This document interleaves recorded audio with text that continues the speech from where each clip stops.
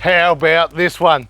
I haven't even seen a Victorian in half a year or more since COVID, and we've got one stuck up here in Queensland, and he's popped into Mr. Land Cruiser today after a massive trip to the Cape. He's been gone since July. He left Victoria and he's been up here the whole time since, just touring, traveling, breaking down, fixing it himself, and it's hitting the road again. Stopped into Mr. Land Cruiser in southeast Queensland on his way back to Victoria before they regroup, grab the boat and take this rig over to WA. So about this rig, FJ45, 9th month, 1979. And 2016, Stuart bought this one, and straight up, the 2F blew up. He put another 2F in it, it blew up. So he bought a 60 series, timed to 12 HT this bad boy. So now it's 12 HT, 5-speed, but it wasn't that simple. He buys himself a 60 series, it blows up on the way home. So fourth motor, fourth try, he's got a 12 HT and he rebuilds that one. So he's rebuilt a 12 HT, put the 5-speed in it. Now, under the bonnet, this one's got a 60 series power steer. It's all been plumbed up perfect. Ford 250 shock towers. It's got the 70 series re-spline intermediate shaft, and it's just properly set up. It's got the engine mounts out of an early 60, nothing homemade there. It's also got stainless steel airbox, keep things dry, and the stainless steel snorkel.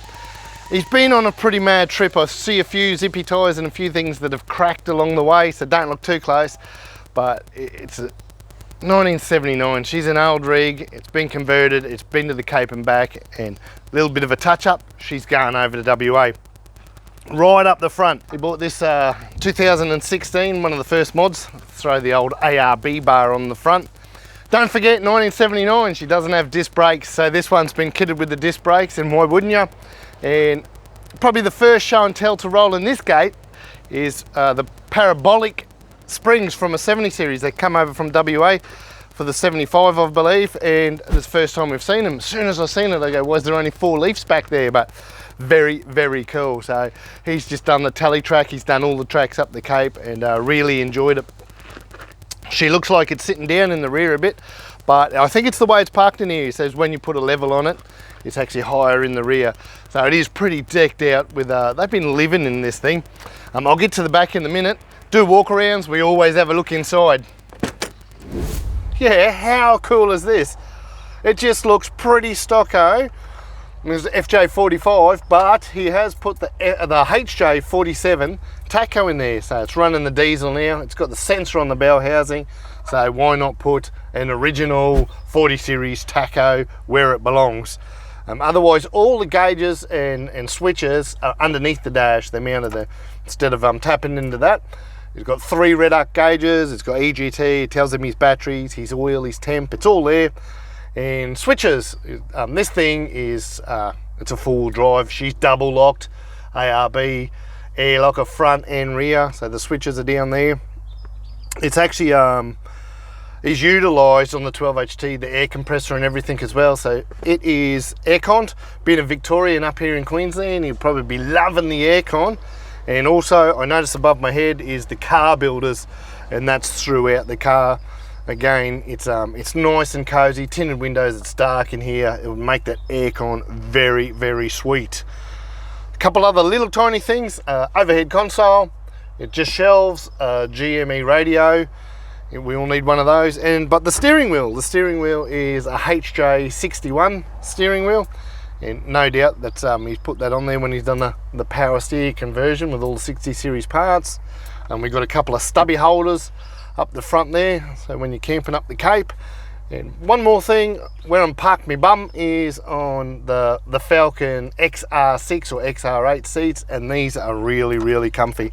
So I know why it's such a popular conversion, the old Falcon seat. But that's it. Let's go out. There's so much going on the tray, under the tray, above the tray. So let's go talk about this style side. Style side. How often do you see these? How many dudes and people want a style side for their classic resto to look good? You see But how often do you see someone actually using one, camping, four-wheel drive and living out of the bloody thing? So this is very, very cool. This whole car, it's pretty straight, but it's got a little bit dusty because it's 1979, it's not a resto, it's built to wheel. So it's so good to see this on here and actually getting used just like it was built for back in its day. What you can't see up above my head is the solar panels. They sit on, this is a massive tent. This is a Bush company. They're up here in southeast Queensland as well, up the sunny coast. They make some pretty cool gear. It's there's two people traveling in this vehicle, Stu and his partner, so it's a big bed, decked out. You don't need to carry a trailer or anything. But this is all custom, but underneath is a security, so you know it's not just a tarp. No one's going to pinch your stuff, but it's very easy to access. And in here is where it's all going on. This is where he lives out of. So we've got the EverDrive full-blown system, 12 volt, 24 volt, so much stuff. I've got to get Richard to come and explain it to me later because there's a lot going on in there. And fully built by Stu himself. He's an electrician. He's decked the whole thing out. Just things like he's got a hot shower. He's got all the tools you can need. He's got a die grinder. You just never know. Up the Cape, if you need a die grinder, you got all the different size zippy ties. He's got it all going on. At the back, max track, shovel, they're the things you need at the same time, so he keeps them together. And very cool. There's still more going on over the other side, so let's just run around there and poke our nosy head in. I've got to say, as I was walking around here, I had to walk a foot around the back to avoid the tow bar. That tow bar's, pull anything, it ain't coming off, and I'd hate to be the poor sucker that ever tailgates this guy. But more important, this is the kitchen, the living side. We've got a massive angle fridge up the front, all the food in shelvings, all the cleaning and everything kitchen is this side. We've got the cooking up above. There's actually storage up above my head.